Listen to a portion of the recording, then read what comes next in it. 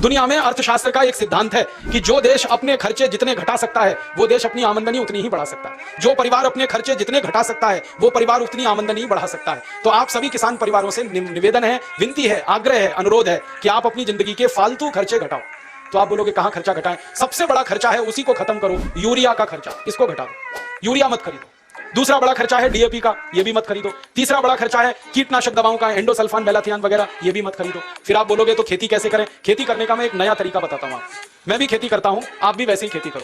15 साल पहले मैं और मेरे जैसे बहुत किसान यूरिया डीएपी डाल के खेती करते थे। अब हमने यूरिया डीएपी डालना बंद कर दिया है। ऐसे हजारों किसान इस देश में खेती कर रहे हैं जो यूरिया का एक दाना भी खेत में नहीं डालते। तो फिर आप बोलेंगे क्या डालते हैं? गाय का गोबर डालते हैं, भैंस का गोबर डालते हैं, बैल का गोबर डालते हैं, उससे खेती करते हैं। फिर आप बोलेंगे ये गाय बैल भैंस का गोबर डालने से खेती अच्छी होती है? बहुत अच्छी होती है। मैं आपको आंकड़ों से बता सकता हूं। 15 साल पहले जो किसान यूरिया डीएपी डालते थे, 1 एकड़ में उनको 30 मीट्रिक टन गन्ना होता था। अब वही किसान गाय का, बैल का, भैंस का गोबर डालते हैं, 1 एकड़ में उनको 90 मीट्रिक टन गन्ना होता है, 3 गुना ज्यादा होता है।